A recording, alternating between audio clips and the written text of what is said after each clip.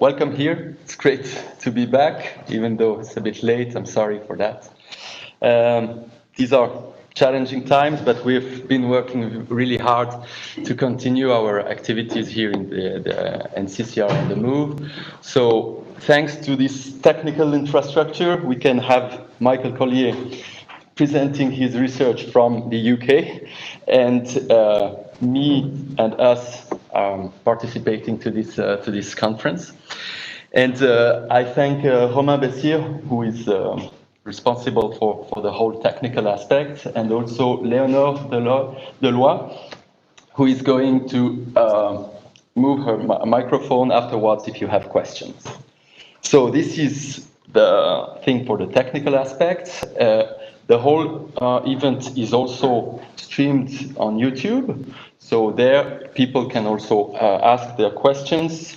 And I just need to warn you that if you don't want to appear on the camera on YouTube, you are going to be moved a little bit here, because I will turn the camera on this side afterwards.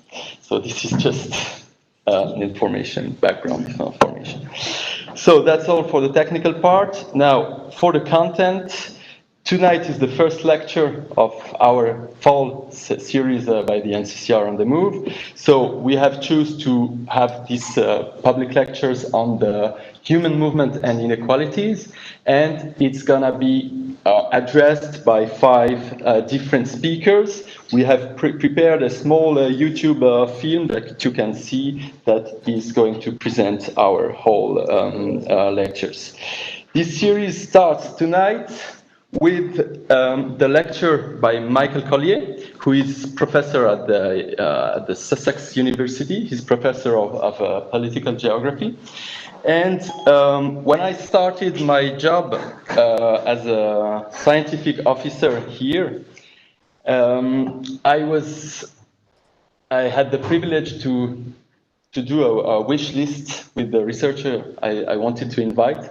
And on top of my wish list, I wrote the name of Michael Collyer, because he was a big source of inspiration for me, and because he has this capacity to do good research on the trajectories and experiences of people on the move, but also on the politics designed to control them. And tonight, this latter aspect that he will speak about, and his presentation is entitled Hostile Environments, the History and Consequences of Deterrence as Migration Control. I would have loved to have him here with us, but he's been deterred by the hostile environment of Switzerland created by the politics of quarantine. So he will be speaking for about 45 minutes. Afterwards, we will have a discussion by Lisa Orelli, who is our postdoc here at the NCCR on the Move, and we will open the floor to Q&A from the audience, but also from the YouTube audience. So, Michael, I think the virtual floor is yours. I will let you present. Thank you very much. Thank you very much indeed. It's a real pleasure to be with you. I'm sorry for this slightly disembodied experience. I hope you can hear me clearly through the microphone. Give a shout if anything happens, and I will try and do things differently. But I would obviously much rather have been with you in person. I don't know about the hostile environment of Switzerland. I think this was a case of the hostile environment of the UK that was largely responsible for my inability to be there. But it's a real pleasure to speak to you this evening. Thank you very much for the invitation and all of the support making this arrangement work.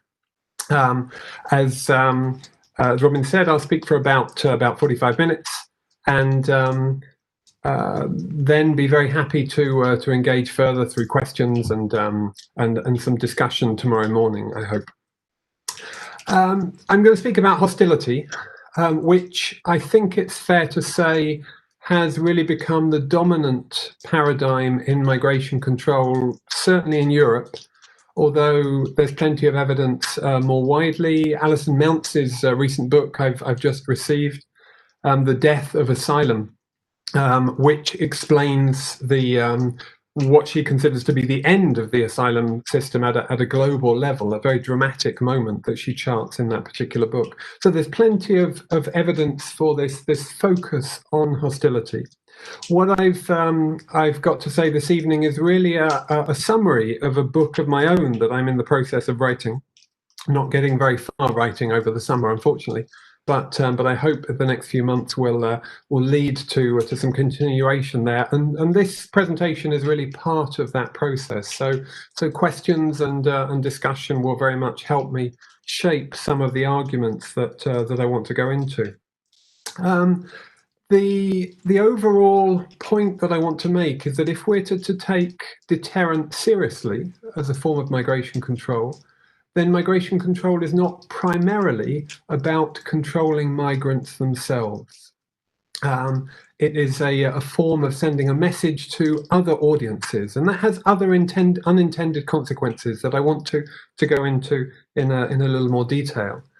But it also explains why the harm that migration policies do to migrants themselves, that is extremely well documented, that we know of in great detail, doesn't have a great impact on changing those policies. That is almost a case of collateral damage.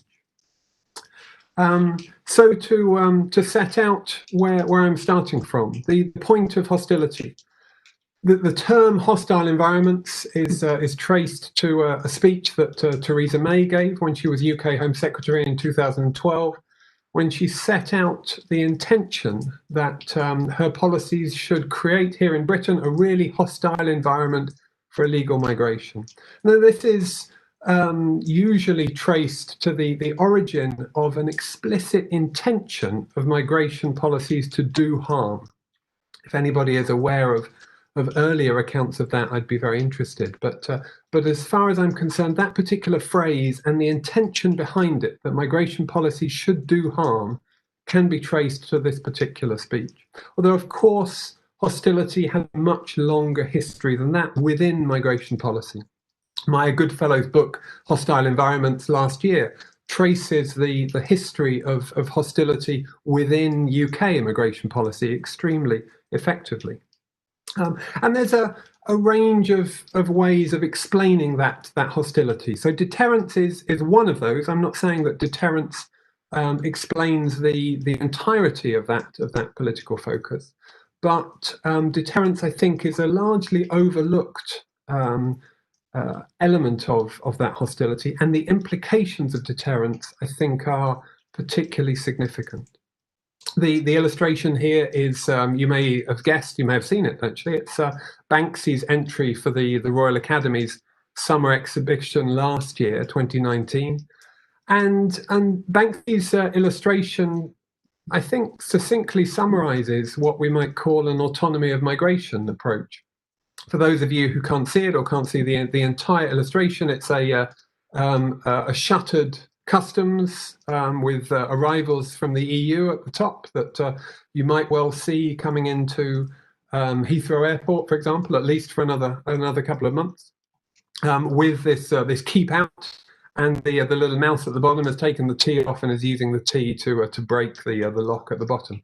The autonomy of migration, to summarize and simplify it very briefly, suggests that despite migration controls, migrants use, thwart, subvert migration controls to continue in their intended journeys. And I think this is one of the patterns that we've seen over the last 20 or 30 years, as successive attempts to control migration have in some cases reduced particular movements in particular directions, but overall had relatively little impact on the general movements of undocumented migrants. And this is an important element of what I want to say this evening, that migration control doesn't necessarily control migration, as a simplification of the autonomy of migration argument.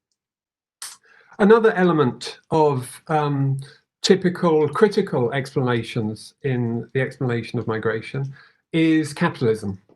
Some of you might recognize this illustration from the 2014 Lego movie that I find particularly useful in explaining this relationship. The villain, Lord Business, his evil plan throughout the movie is to glue all of the other characters down, thus preventing mobility. Thankfully, he's thwarted in that aim, and mobility is allowed to continue. But the Lego movie is a not so subtle pro-migration movie. And Lord Business epitomizes what I think is a characterization of a recent argument that links capitalism and mobility that people like Nicholas de Genova are perhaps most recently associated with. That there is an interest in maintaining a particular class of undocumented migrants because they are easily exploited by capital. They will work for below minimum wage with willing, and crucially, they're stuck. They can't get anywhere. Of course, the relationship between mobility and capital is much more varied than that over the history of the development of capitalism. And Sandra Mazadra has argued particularly clearly that the focus on this tension between mobility and control is really at the heart of our analysis of capitalism. So this focus on capitalism as an explanation for the creation of a particular class of easily exploitable workers, I think is also a persuasive account, offers a persuasive explanation for the early development of hostility, at least. But beyond that, I think certainly given the fact that many large institutes of organised capital in the UK, the Confederation of British Industry is one, have been very critical of hostility within migration. And I think there's a case where we have to start to look beyond this sort of Marxist account of capitalism to explain hostility within migration. So I want to look to a third focus, which draws on a more geopolitical account, which a lot of the work that I've done has tended to develop. And this is a 2014 photo from Jose Palazon that went viral at the time in 2014, I think for very good reasons. It's one that I use quite a lot because it's such a powerful image of the golfers. This is the Melilla Golf Club, and the migrants on the top of the fence in the middle distance. A lot of the research that I've done, in fact, I spent 3 or 4 years working on the other side of this fence in Morocco, and interviewing an awful lot of people who were attempting to make this journey. Over this time, particularly at that time, this is going back about a decade, political geographers were writing a lot about the movement of the border away from the territory, also onto the territory itself and in various other directions. Sandra Lavenet has this very effective phrase of the movement of the border in, out, up and down. But it was the movement of the border out from the territory that was accounted for from the 1980s with work by Aristide Zolberg, for example, on remote controls, that highlighted the movement of control functions of the border away from the territory. And this geopolitics of keeping at a distance is a phrase that I've used a number of times, sets up a particular challenge for wealthy states that are attempting to control migration.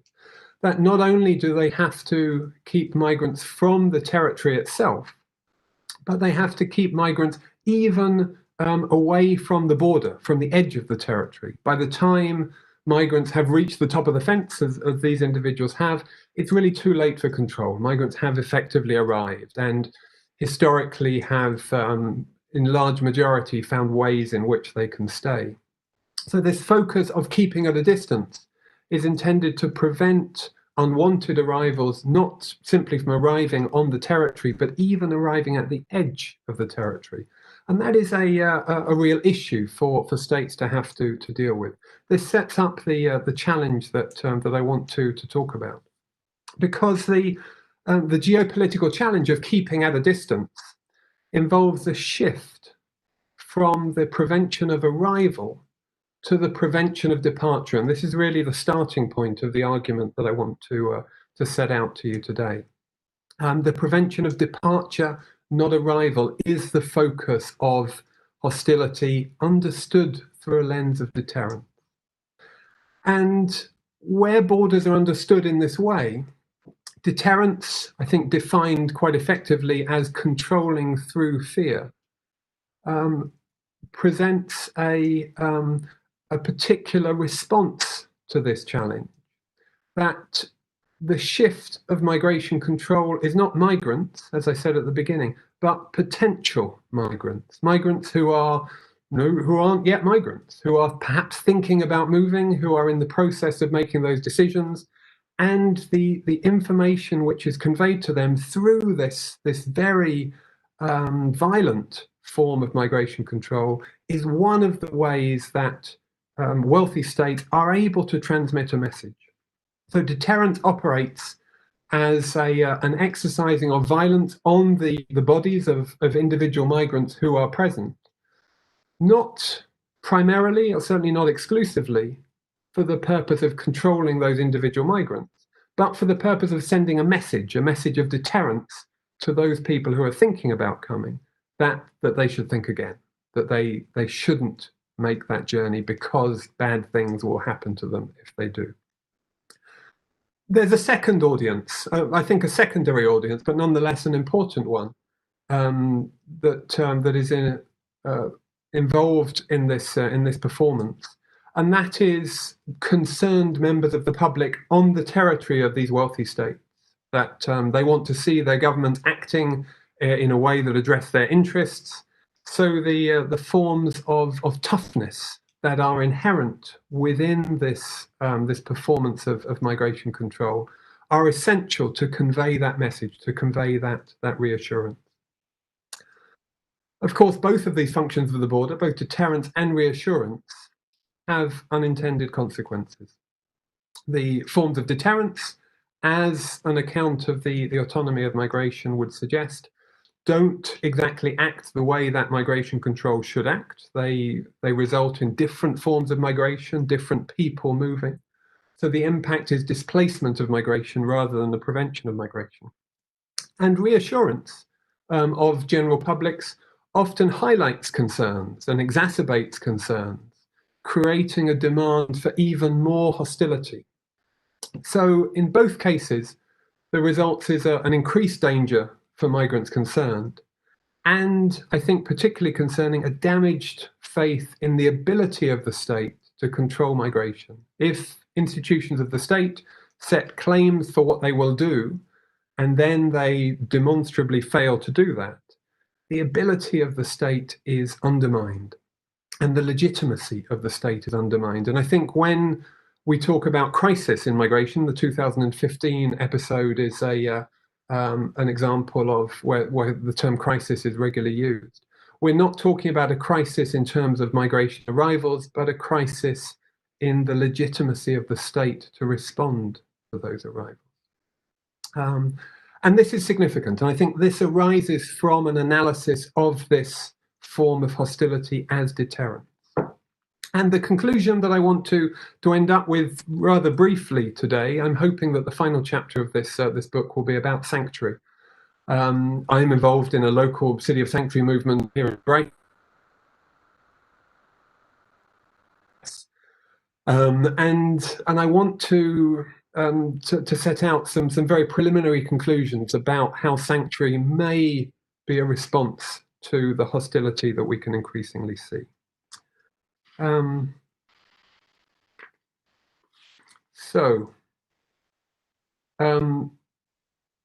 Hostility as deterrence. I think this, again, satirical illustration that was set up by a man called Peter Watts, who was beaten up at the US-Canadian border, highlights one of the intended messages of migration control as deterrence. You know, if you're thinking about migrating, think again, because bad things will happen to you.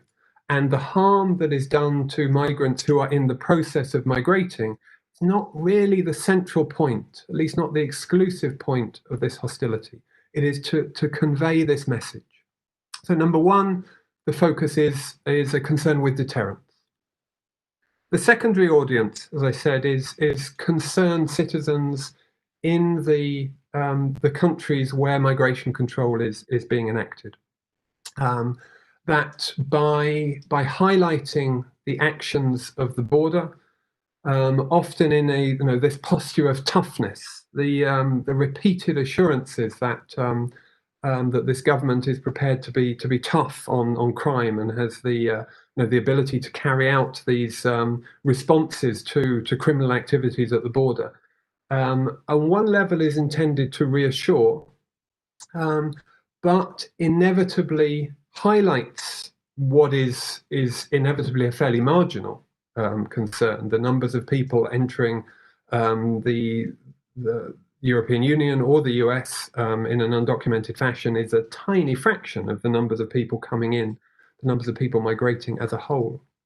So drawing attention to a very minor practice heightens the concern and creates this sense of panic, which further drives the demand for greater hostilities. There is a circular explanation to these increasing forms of hostility because governments are concerned not to be found out, not to be exposed in one of these forms of crises of legitimacy, which questions their very ability to control migration.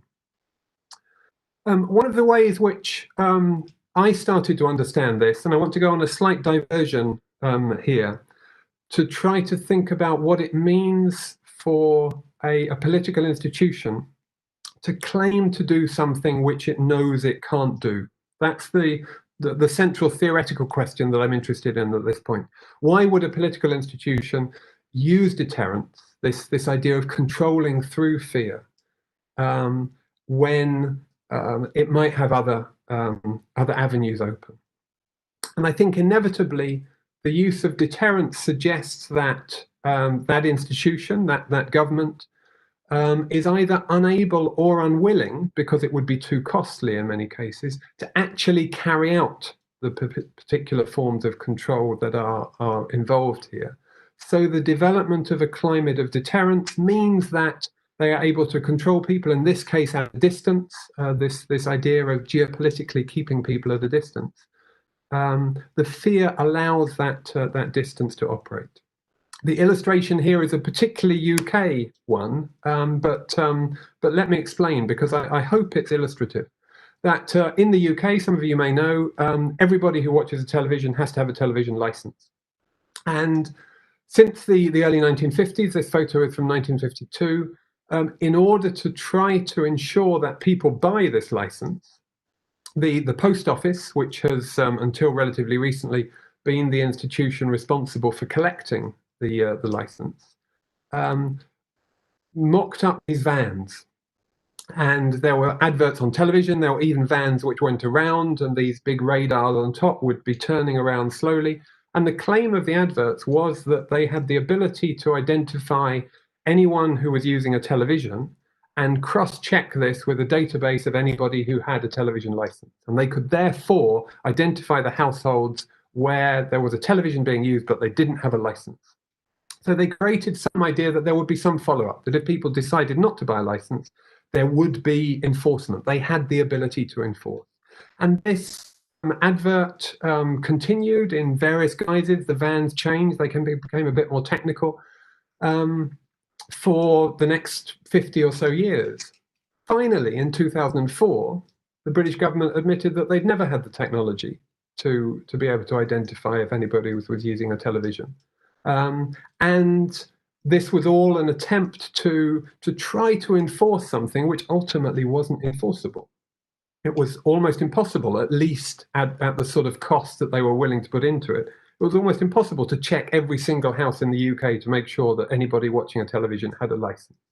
So this climate of fear, this attempt to say we're watching you, was one of the ways in which some sort of enforcement could be guaranteed at a much more reasonable cost. But that depended on a state institution creating impression that it could do something which it couldn't. And when it was finally discovered widely, publicly, and to great ridicule that it couldn't do this, the ability to enforce television licenses obviously declined drastically, and we're at a point where the entire BBC licensing is under threat in the UK because of this collapse in public trust. That's a relatively minor, relatively trivial example. But shifting to another van that again some of you may be familiar with, the comparison I hope will start to become clear. This was a policy of the UK government that operated in 6 London boroughs for just over a month in the summer of 2013. These vans would drive around with these posters on, as you can see, trying to suggest that anybody who was in the UK illegally should text this number, report themselves, and they would then avoid the uncomfortable, embarrassing, and often violent experience of being arrested and deported. As you can imagine, these vans were very, very widely criticised. They were eventually ruled illegal by the Advertising Standards Authority. From a political geographic perspective, this is interesting, because the claim that 106 arrests last week in your area was judged to be misleading. Since these vans drove around in a variety of different places, area was not sufficiently defined. So they were banned on the basis that the area in question hadn't been set out clearly enough. But this led to a significant amount of research and a very interesting project by Hannah Jones and a bunch of colleagues. This was one of the conclusions that they came to in response to their investigations around this particular incident. I'll read this out because I think this is a key conclusion. Government publicity campaigns that demonstrate toughness on immigration cause a significant minority of people to become more worried about irregular migration. This includes people who are scared that they are being targeted, both migrants and British citizens, and people who are worried that migration is out of control. So these vans are clearly meant to install a climate of fear amongst people who are illegally resident in the UK. You know, there are a significant group of people who are targeted by these vans. And you may or may not feel that that is a legitimate target. The point is, and I think the key element of this research is that the climate of fear went much, much broader than that. To British citizens who may have had ancestry from migrant groups, and a broader group of people who became concerned that the government was not in control of migration because of these ads. So the ads themselves increased this sense of panic, in addition to undermining the rights of many people who were perfectly legitimately resident in the UK. This is the returning to the border. One of the key elements of performativity of the border.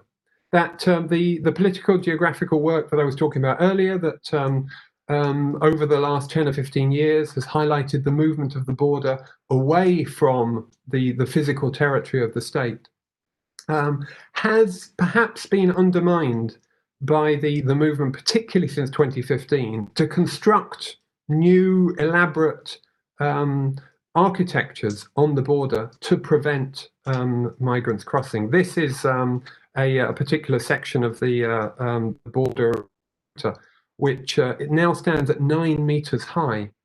I first started research in Morocco in 1999, which was the year that a 3-meter fence was built along this border. Before then, there really hadn't been much of a significant fence at all. After major events in 2005, when 11 migrants were shot on this fence, the fence increased to 6 meters, and it's now 9 meters high, with a variety of secondary devices that you can get some sense of here, like TV cameras. There's radar, there's thermal imaging, there's tear gas at the top of many of these, or tear gas dispensers at the top of many of these. It's a particularly violent demonstration of the consequences of attempting to cross this border.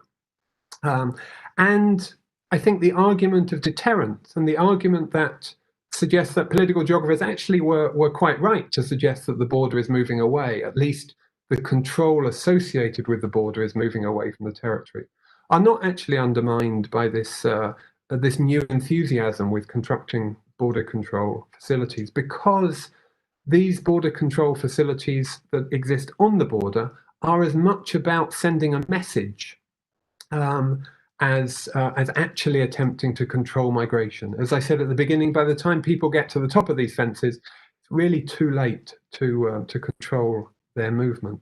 So the fences are sending a message to potential migrants, to this unknown group on the territory of another state, that bad things will happen if you try, and this message of toughness to concerned members of the public. And this performativity of the border, I think, is captured really clearly in Kapka Kasabova's beautiful account that some of you may know, 2017, just called Border, in which she's looking at the Greek, Romanian, Bulgarian borderscape. But she starts with a definition of a border as a band or strip, especially a decorative one, around the edge of something, which is wonderfully appropriate, I think, to this understanding of border more as a message than as an actual functioning device to prevent movement, and a message in two directions. This links to, again, some more work that Nicholas de Genova has become familiar with, the idea of the border spectacle. Donald Trump, of course, provides an easy illustration of the understanding of emphasizing border security as a way of reinforcing a sort of macho posturing about controlling a particular movement of people that certainly at the moment in the US really isn't that significant and doesn't need controlling. There is a clear message being given to potential voters that in this case Trump is willing, through this idea and deliberate creation of spectacles such as the competition to build a border wall and the examination of that competition, is willing to spend money and make enemies in defending a particular set of ideals that some people think it's important to defend. The photographer Javier Ribas, in opposition to this, developed a very interesting project called Concrete Geographies, looking particularly at the Ceuta border fence, and really trying to undermine the idea of the border spectacle. When you compare his image of the border here, which looks particularly inoffensive and deliberately inoffensive, all of these images are of the border around Ceuta, but are in deliberate contrast to this very dramatic photo that I selected in this case. You know, this is an image of Ceuta that we are more used to in media representations of it, and Ribas deliberately deconstructs that. And I think this is an interesting comment on this idea of the border spectacle. Of course, the use of deliberate physical violence is not the only way in which hostility is enacted. The attempt to communicate directly with potential migrants is extremely difficult, geopolitically very challenging to start to communicate with people that you don't know on the territory of another state. But one of the ways in which this is often done is through information campaigns. Another, which I won't talk about here, but I've done quite a lot of research on, is through development projects. And this is something which the European Union, including in the communication which came out yesterday on the new approach to migration, emphasizes things like root causes of migration as a way of linking development with the intention to migrate.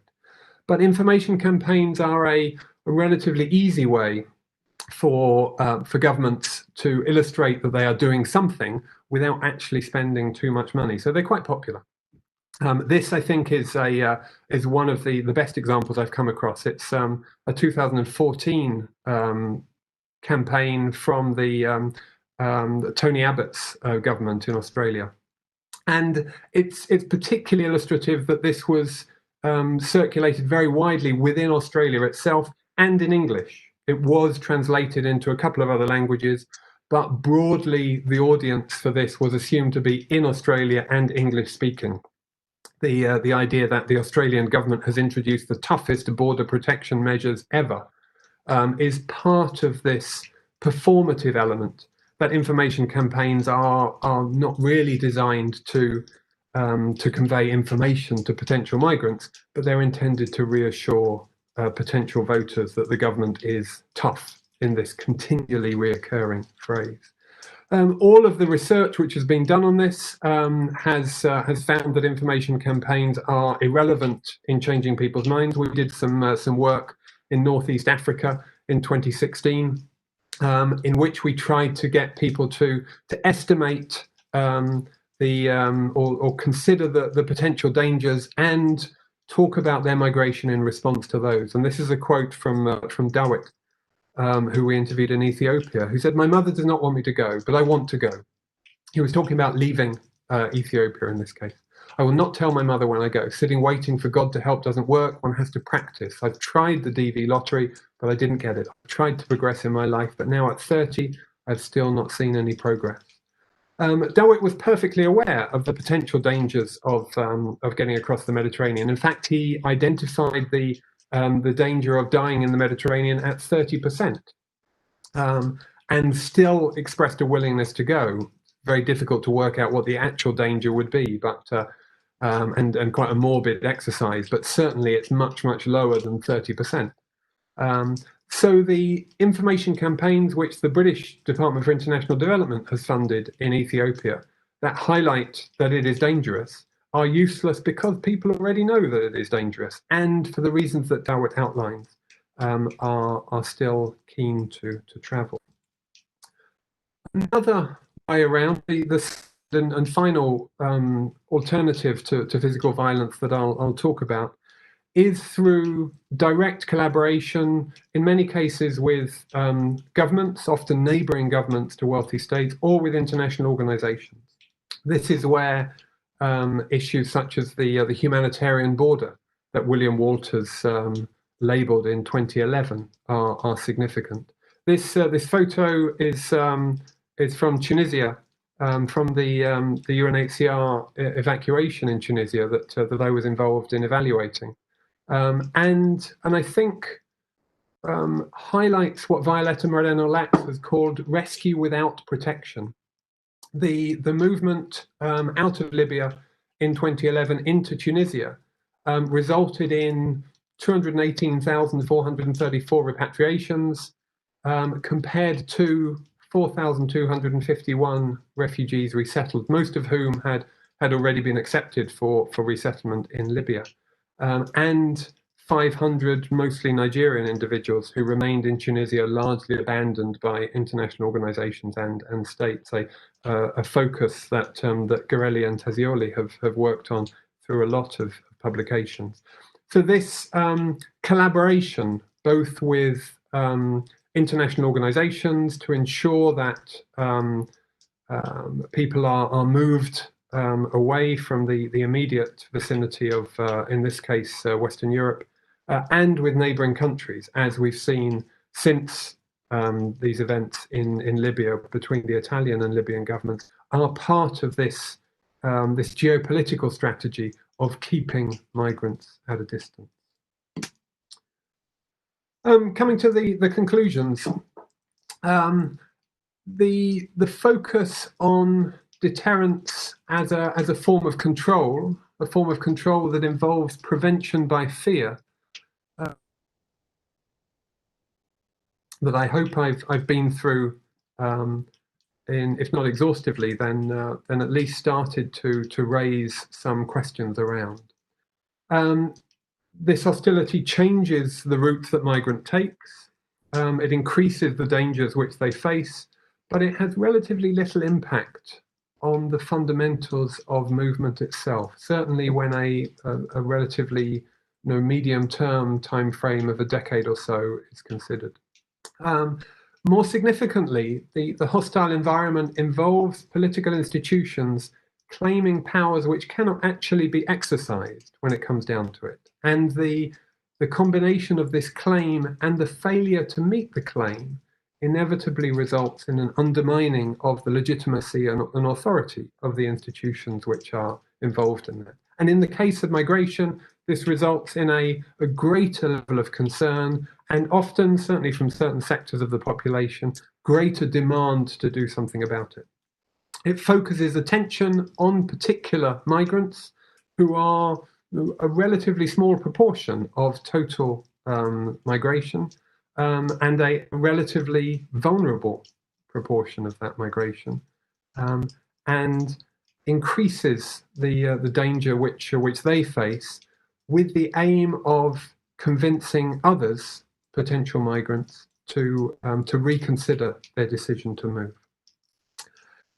Finally, I want to finish with this idea of sanctuary, which is it's more a case of wishful thinking, if I'm honest. I think the sort of institutions that have become associated with sanctuary, those that I know best, where I have done research, is the City of Sanctuary movement in the UK, and sanctuary cities, which aren't really a movement, but or not a sort of collective movement in the US, but have much more power, much more radical power, effectively.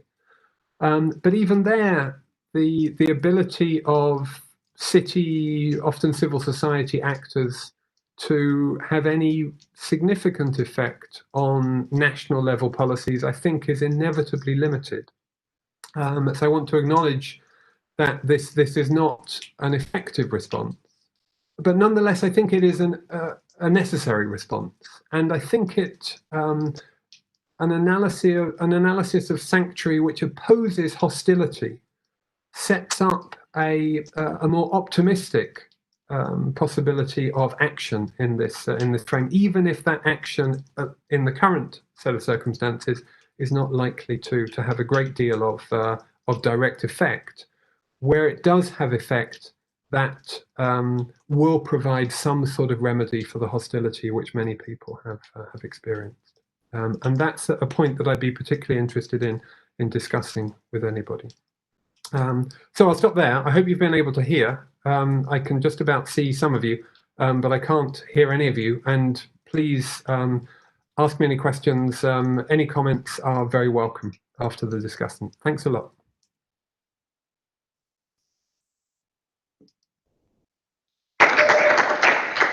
Thank you very much, Michael.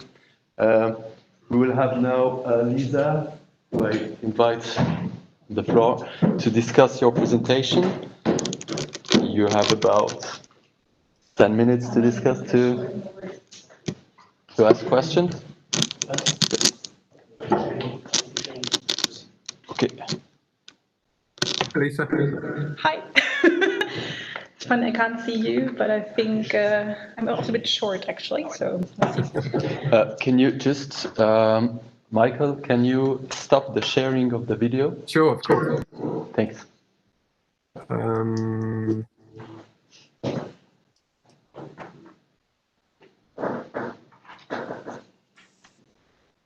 Great. Cool. Thank you very much for your presentation. I think it has been deeply appreciated. And thank you for giving a couple of thoughts. What I'm going to do now. Great. Sorry, Lisa. Hello. It's nice to meet you. I'm going to actually just, ping pong a couple of questions back to you. So you might want to think about them later on, and then we can open the discussion. When I thought about the word hostile environments, the first question which came to my mind was the question of towards whom do we find these kind of hostile environments? Do we find them, do we see shifts? Is it towards, as you said before, the greater public, those who are actually perceived to come? Or is it those towards those who are already on the territory? And when we see shifts, or if we see shifts, do we see shifts from, hostile environments being directed towards asylum seekers, towards those irregularized, or do we already see them towards those who are on the territory and have residence permits, right? Do they undermine actually citizenship as itself? And when I look at the word hostile itself, it is from the Latin hostis, and it's enemy, right? It's a feeling of dislike, it's an opposition, it's an aggressive position, or unfriendly feelings. And these hostile environments were or are a particular approach in migration control, and they portray ostracism and a kind of surveillance. It is about the will to contain people somehow, to exclude them, but also to warehouse them. And that's something we can see worldwide, and you have shown this really well throughout, for example, Australia, the UK, the US, Spain. So how is this rhetoric used, right? I mean, at some point we find political kind of moments when they say, well, it is not against it's not to me to harm migrants, but it's actually rather to assure that the public kind of sees that something is being done. And when I read this, I was a bit surprised because, I mean, we can see that sometimes this hostility is used as an open deterrence strategy with the intention to harm, actually. But at the same time, there's also this state awareness of, okay, no, we want to show that we do something. We want to build this 9-meter fence to actually show something is being done, no matter if it is actually working or not. So it has a lot of symbolic value here. But then, of course, at the same time, we find this political rhetoric as an open position to make life intolerable, as a colleague of mine has said. So these deterrence strategies do not only address those who have crossed national borders, but as you said, are created in order to target rather the unknown migrant, the potential migrant, the unintended consequences which come, for example, displacement to more dangerous routes, filtering of migrants, immobility, and the toxicity of environments might be even a side effect. And as other scholars have discussed before, the use of the term hostile environment already came up in 2007, and I think it was then Immigration Minister Liam Bryan, and he addressed illegal migrant workers and how to flush them out. And these hostile discourses were a question or brought up the question how to reduce rights, how to prevent certain categories of migrants to access social security and even receive benefits.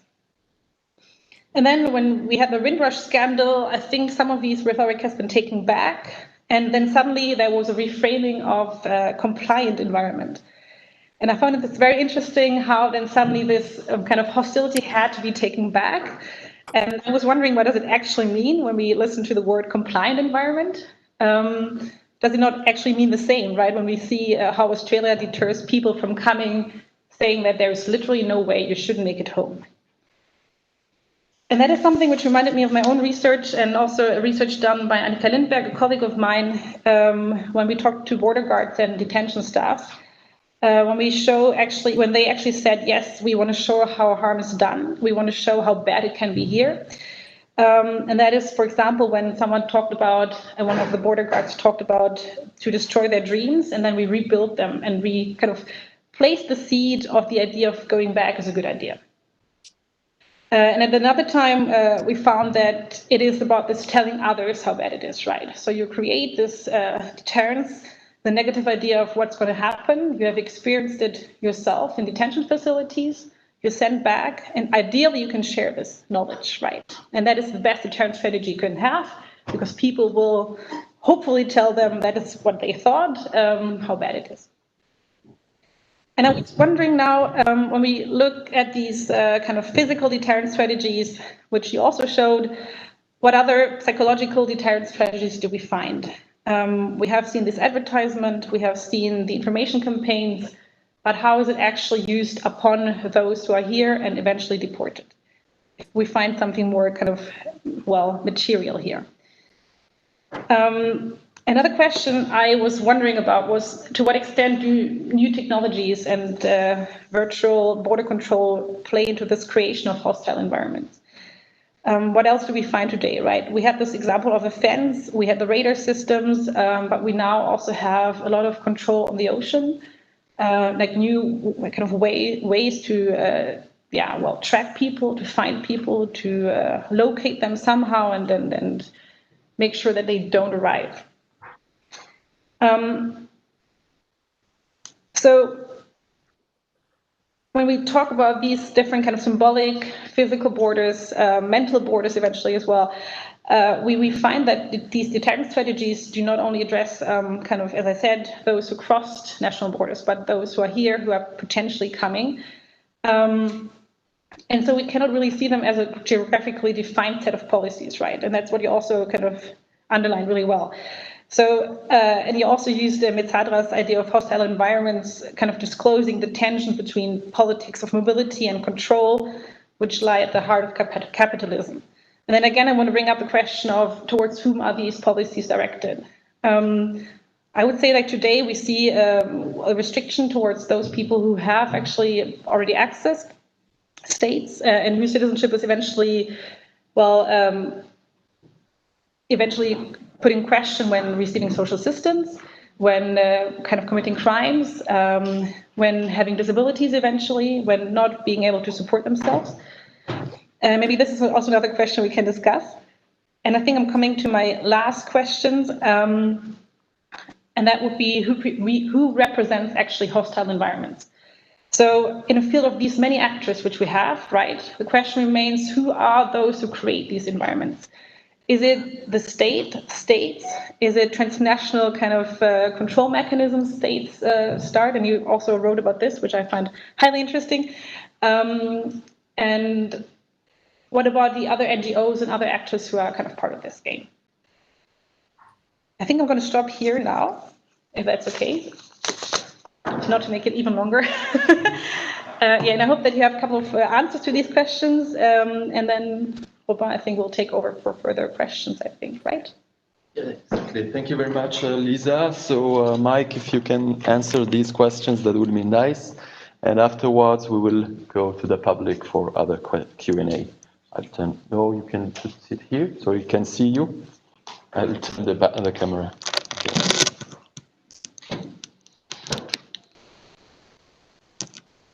Thank you. Am I sort of towering over people in this sort of Dr. Strangelove situation, or am I? As long as I'm not on that massive screen in the front, I'm happy. But that's slightly alarming if I'm so much bigger than everybody else. But anyway, thank you very. It really would be nice if I could answer those questions. They're really fascinating, challenging ideas that I'll try to respond to. I think this idea of towards whom are they directed is a key one. I've focused on people who are beyond the territory, and I think one of the senses of deterrence as migration control is that that is a, if not necessarily clearly articulated audience, some sort of intended message which is to be transferred to those people because of the difficulties, because of this geopolitical challenge of communicating with people that you don't know. We don't know how many potential migrants there are. The potential migrant is one of these figures of fear that is undefinable, and therefore continues to fuel a lot of understanding of need to create this hostility. Otherwise, people will come in great numbers, and we don't know who the potential migrants are. We don't know how many they are. We just know that they are likely to come in great numbers if we stop this hostility. That's often the rhetoric that we hear. So we don't have any alternative but to continue the hostility, because otherwise large numbers of people will come. But of course, as you were talking about in your question, Lisa, the audience for these measures is often much broader. You talked about citizens. I mean, some of the work that Hannah Jones and colleagues have done have really highlighted that in the case of those vans, British citizens of Black, Asian, minority ethnic origin often felt directly targeted in that way, that there was an explicit racist component in that particular measure to control migration. The claim was that was unintended. Then it was pretty clumsy. The range of other actors focused on this. The idea that people have been in detention and then deported act as almost messengers, I think, is particularly effective. And some of the ways you talked about this, the interviews with border guards or detention officials, I think I'd be interested in hearing more about that. But the idea that we aim to destroy their dreams and then rebuild this idea of return is incredibly powerful. And incredibly violent not directly physically violent as many of these individuals have previously experienced, but equally violent in a symbolic or cultural way. The use of new technologies is also a significant one. Clearly, when we're talking about borders, I alluded to some of them. You mentioned some more. I've been very interested in Louisa Moore's work. If anybody knows her, she's a political geographer at the University of Durham, who works on databases and the ways in which border control through biometrics and the sort of completely disembodied context of databases like Eurodac, for example, contain these tools to continue to perform this directed hostility towards individuals. And I think the analysis of databases as a form of border control is really in its infancy and increasingly important. What else can I pick up from what you were talking about? Finally, your last question, who represents the hostile environment, I think is another very interesting one. We talk about states, but of course states don't really exist. To quote Didier Bigot, they're a sort of mess of intentions and institutions that are often in conflict with each other. So different institutions, different elements of states have different roles in enacting this sort of hostility. Ministries of the Interior often have a particularly direct role, given their control of the border and control of the territory. And on the territory, of course, the state exerts this legitimate monopoly of violence to get Weberian. But I think that's a useful form of understanding the abilities that state institutions have, which are limited to the territory of the state. Beyond that, other tools have to be used. Non-coercive measures have to be used to try and convince these non-defined groups of people how to behave, and that's one of the challenges. So development ministries, for example, act very differently and with very different sets of intentions, but in many cases replicate the same sorts of policies. International organizations, NGOs.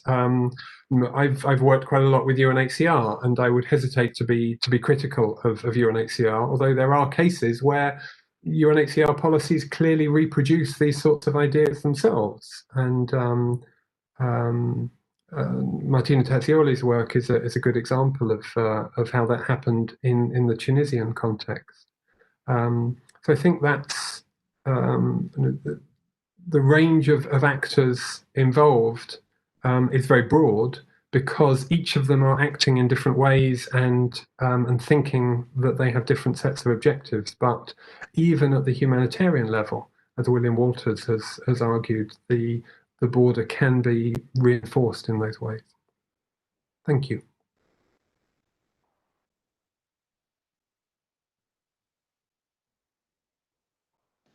Thank you. I'll gather a few questions from the audience, if you have some. And yes, here I see one. Yeah, you can. Could you hear me? Can you hear me, Mike? I can. Yeah. Okay. Hi, my name is Marie Belanger. I'm a researcher here at the NCCR. And so it's more a comment, I guess, than a question, but maybe you want to address it. You talked a lot about fear as a means of control or border control. I think also probably fear is used by governments as a means of controlling their own citizens on these issues and leading them to fear migrants and to then reassuring them about the way that the violent ways that they use to control these borders, so that fear is used in both ways to try to not only try to deter, as you said, people from coming, but also kind of bringing citizens on your side by generating this fear, which they think then is their own, and then addressing them as a political strategy. And probably these sanctuaries that you were mentioning at the end, they're kind of build on this idea that you should not fear the other or migrants. And so do you think that these maybe, I don't know if you can call them pro-migration discourses, but at least not anti-migration discourses, do you think that, or framing of migrants, do you think they also address this fear in that way? Great, thank you. That's very interesting.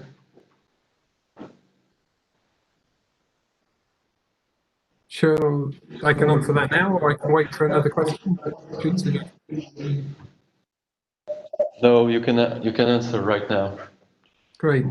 Yeah, thank you for that. I think an analysis based on different uses of fear is particularly interesting, and I think when you look at the Trump illustration that I used is a clear and fairly obvious example of that. That the vast majority of people don't go anywhere near the border. They don't know what the border looks like. They don't see people crossing it. They in any country, particularly the US perhaps, given it's such a large mass of land, but people don't really understand what is happening at the border. So going to the border regularly, repeating that there is fear on the other side of the border, there is some source of danger which has to be stopped, as he regularly does in his speeches, and that he is the one who can defend everybody from that. This is the sort of fear and reassurance that I think you were talking about, which is a useful two sides of fear that you typically see in these very macho leaders, Trump, Orban, for example. People who position themselves in this very masculinist way of identifying a fear and identifying themselves as the one who's going to protect the good citizens from that fear. And the link to sanctuary as a lack of fear is a really interesting connection, and it's one that I hadn't thought of, but I think that's the sort of theoretical connection between hostility and sanctuary I was persuaded of, but I hadn't articulated it in those ways. So thank you very much for that. I think that is correct, that ideally where sanctuary operates effectively, it is to eliminate or at least reduce that level of fear, that there is a direct response to the fear which is being generated, that shows that there are different ways of easing and responding to that fear, other than the hostility which is often suggested by certain state institutions. Thank you. Yes, you had one question. Yeah, no, hi, Michael. Thank you so much for this presentation. I am named Deterrent. I'm a research fellow at the University of Bristol, and I'm kind of a little bit stuck with your image of the Lego movie and the glue gun and gluing bodies down. And I was wondering if you could maybe say something about the temporality of that aspect. When we think about, kind of gluing people to a certain place, be it in the reception countries or in the countries of origin, while at the same time introducing asylum policies to kind of speed up the asylum process within a very short time, and what that means in terms of the hostile environment. How could we understand hostile environment maybe in a more temporal way, in which people are glued down in some ways in detention centers and camps, and kind of spat through the process on the other hand, while bodies are just kind of put into this machinery of the asylum system.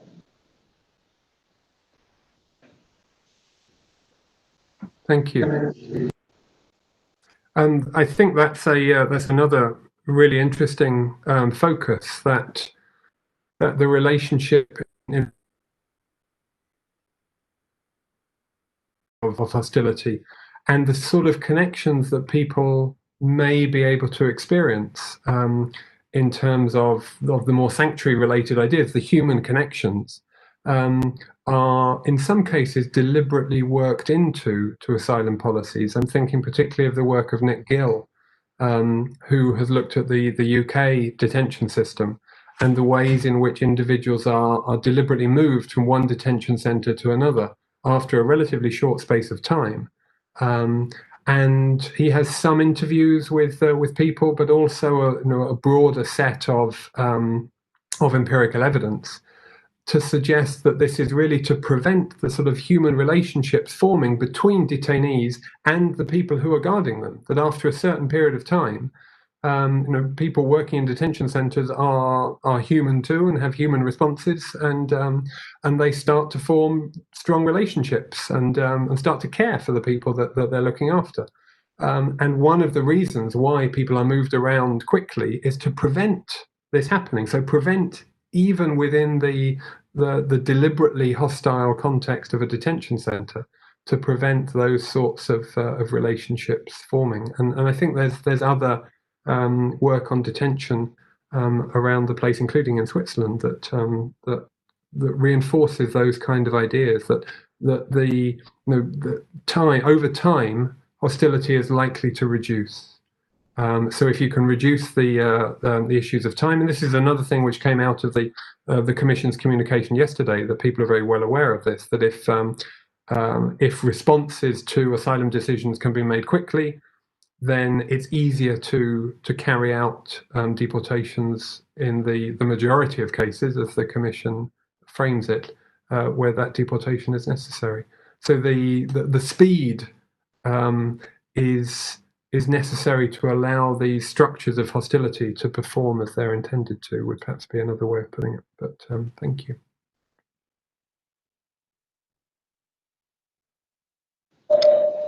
Other questions in the room? Yes, Jenny?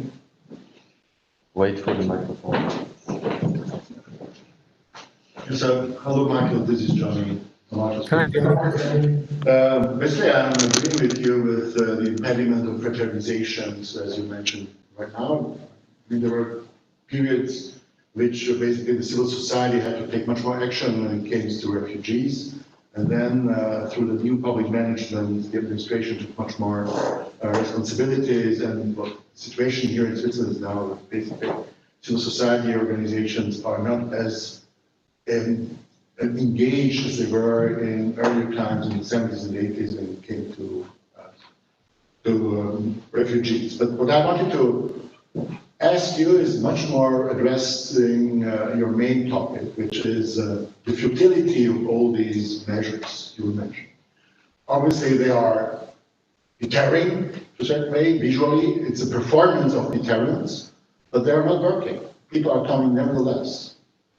And how do you explain this? Basically the message which all these political figures are sending out are not arriving to the people they would like to stop. Basically, probably, as you said, it is a message to the domestic audience to show that they are doing something. They're using these movements in order to mobilize in a populist manner their own constituencies, or they want to prevent such a mobilization. But nevertheless, the message is not working. Why? Thank you.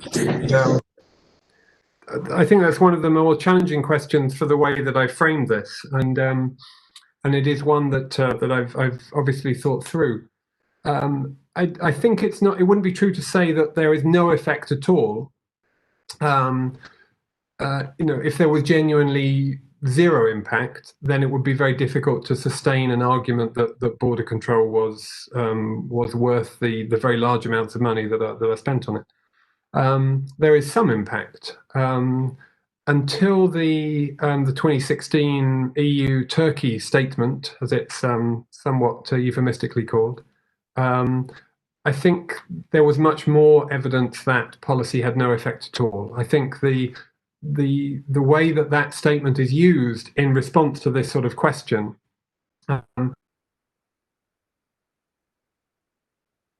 coincided with a very significant fall in the numbers of unwanted migration, of unwanted migrants into Western Europe.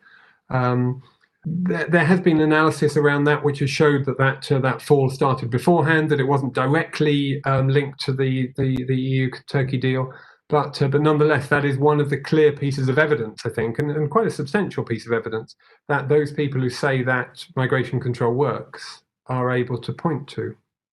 I think the important thing is to consider it in a broader context, a longer time frame, and to say, well, look, the ways in which migration is addressed or is altered by this, because I think that's a better way of thinking about it, rather than migration is prevented or stopped or halted. Then migration is altered in different ways.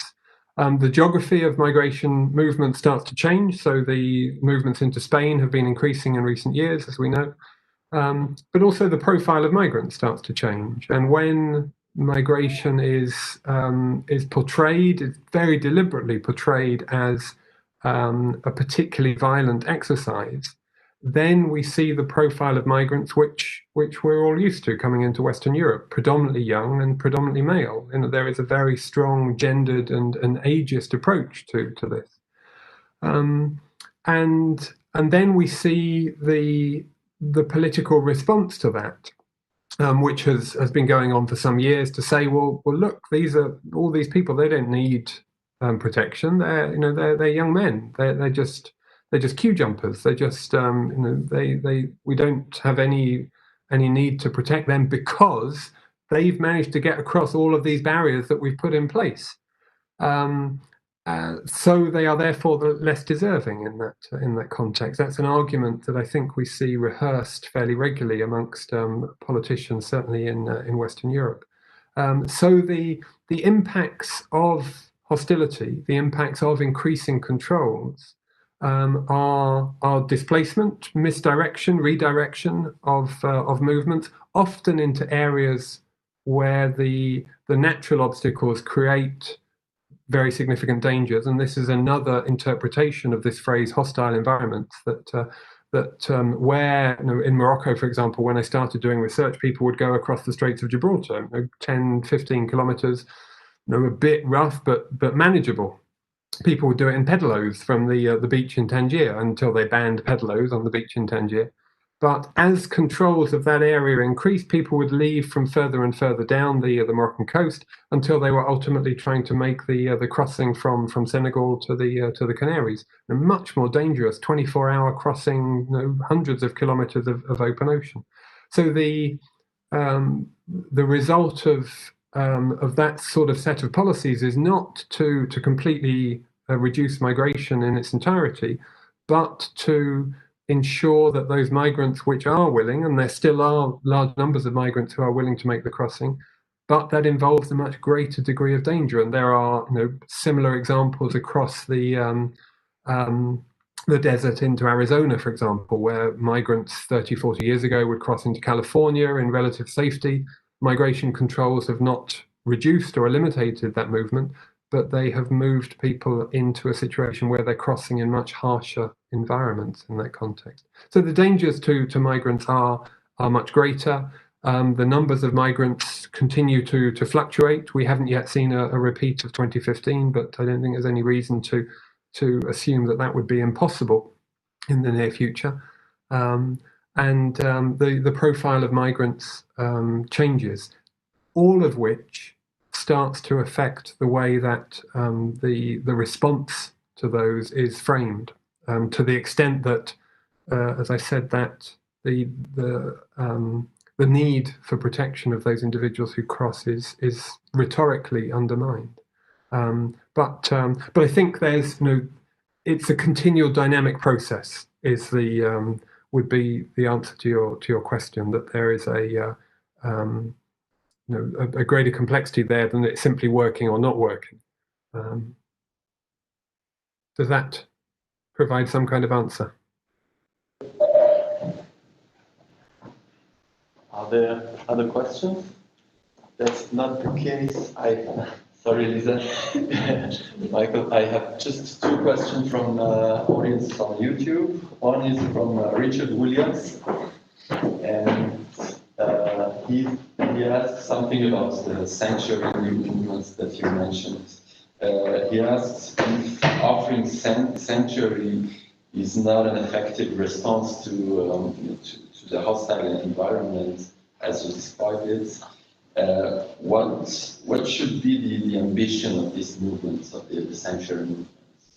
That's one question, and I'll jump directly to one other from Lorenzo Piccoli, my colleague at the NCCR on the move, who is stuck in Paris right now. He asks, of course, you focused a lot on the UK tonight, and he asks if it is the first country where deterrence became an officially governmental policy, or are you aware of other cases? I can say that Switzerland is one of them. But yeah, these are the two questions. Great, thank you very much. It's lovely to have those questions as well. Richard is about 2 streets away from me here in Brighton. But I didn't mean to suggest, as Richard picked up, that it was not an effective response. Perhaps that's a direct quote from what I said. That wasn't what I intended to say, if that's the case. What I meant by that was that it is sanctuary in and of itself is not able to counter the violence of the hostile environment in its entirety, simply because hostility, when perpetrated by state institutions, it's very difficult for civil society groups, particularly at the level of cities, to respond to completely. That's the sense in which I meant effectively when I was talking earlier, and I think, as I said, that the response remains absolutely necessary. Partly because it's one of the only responses we can give, and on a smaller scale, it is inevitably effective. And in the case of the individuals who can be involved in that sanctuary movement, it can be effective.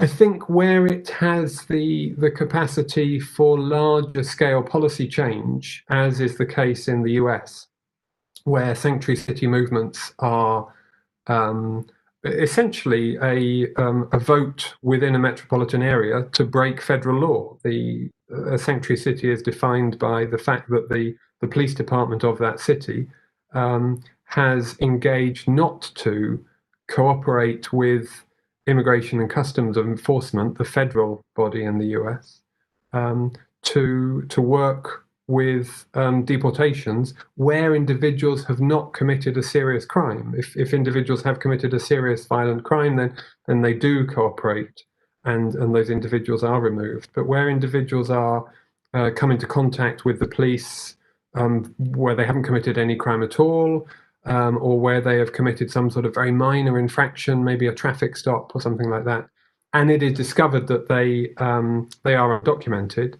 those local police forces do not cooperate with federal law enforcement to refuse them.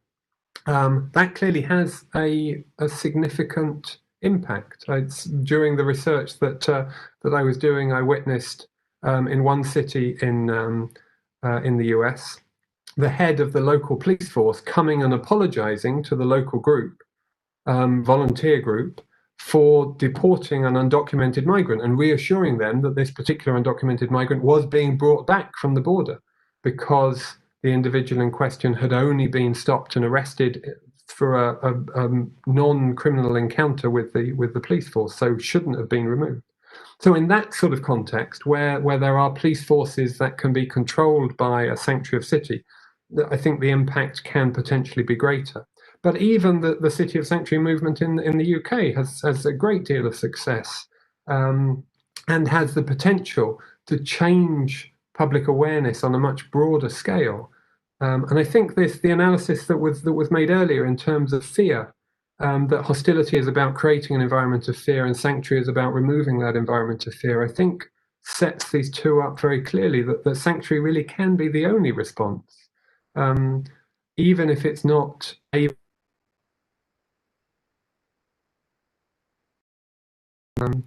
it was. I didn't mean to suggest that it was ineffective, just that it was incomplete. That's a better way of putting it. And Lorenzo, thank you for that. You're right that that many of the examples I was using were from the UK. And the phrase that when we often cite this idea of the hostile environment, it does typically, it's Theresa May's 2012 intervention that is often cited. The earlier reference, 2007 reference that Lisa, I think, mentioned, is one previous example of that. But I think hostility as a concept, as an intention, rather than as an explicitly termed policy, is much more widespread. I think we could find it across Western Europe, certainly within the policies of the European Union, across North America, but also in many countries that look to Western Europe and North America for influence and guidance in terms of what is acceptable or what is practical, what is desirable in terms of means of controlling migration. I've done a reasonable amount of work in Sri Lanka, for example, and it's clear that the forms of control of migration there are influenced by the sort of practices that people have seen in Europe. Similarly, in Morocco, where those, for a long time, there was a strong resistance in Morocco to act as the gendarme of Europe, and Morocco has been very imaginative in recent years in creating forms of amnesty for undocumented migrants that don't necessarily coincide with the intentions of the European Union for how to respond to migration in those areas. So there are also more positive elements of sanctuary to find outside of Western Europe and North America as well. Thank you for those questions.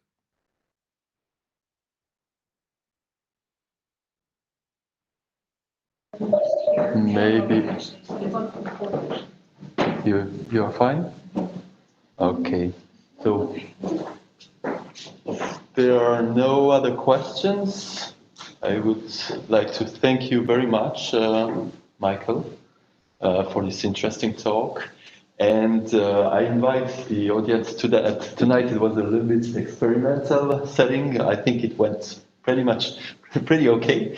But I invite the whole audience here in the room and also on YouTube to continue to follow our public lectures. And the next one is going to be on the 22nd of October by Lea Upi, who will speak about social class and immigration. So I thank you very much for your presence, and thank you very much, Michael. I'll see you tomorrow morning at 9:15. Sure. Okay. Thank you. Thank you.